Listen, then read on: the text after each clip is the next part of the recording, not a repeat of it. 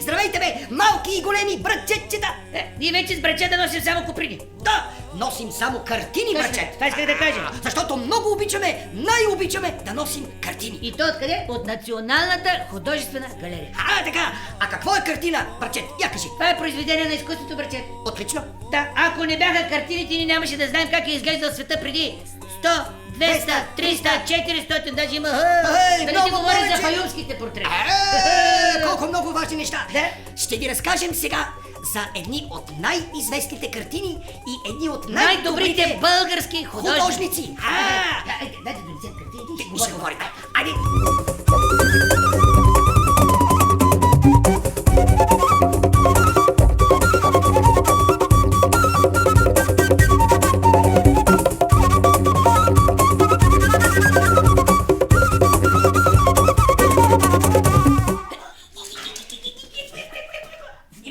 Така, на статива. Знаеш ли кой е този художник? Кой не го знае? Това е Захари фотограф. Захари фотограф. Това е Захари Зограф. Не беше откъде фотография така. Откъде е той? От Самоков. Точно така. И той е първият български светски художник. Стига. Захари Зограф. Портрет на Християния Зографска.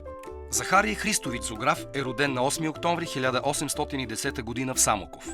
Той става известен със своите икони и стенописи в над 15 манастира в България, но остава в историята като първия български светски художник.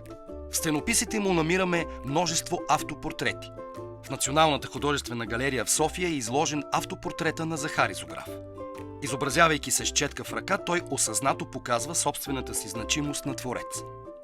Захари Зограф прекрачва каноните и рисува съпругата на брат си Християния Зографска, а творбата е изложена в Националната художествена галерия в София. Това е първият български реалистичен женски портрет. През 40-те години на 19 век да бъде изобразен женски лик в самостоятелна картина е революционен акт за българското възраждане.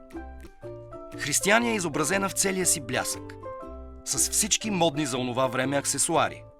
Колбаш на главата, модна шапка, тюрбан, носена от богатите кокони, пишни нанизи от златни пендари и гердани от ситен маргарит.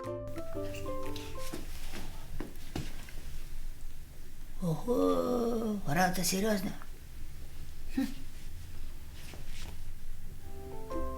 Лицето й е замислено и удохотворено, а позата подсказва прелестта на снагата. С иконописна прецизност авторът използва златен варак, за да изобрази детайлите на обиците, нанизите и орнаментите под одеянието. Захари оставя след себе си и голям брой рисунки на хартия, превърнати в завършени произведения. Много хубава картина. Видя ли? Абе, той е много голям художник. Да. Захари Зограф, ти знаеш ли къде е рисувал той? Къде?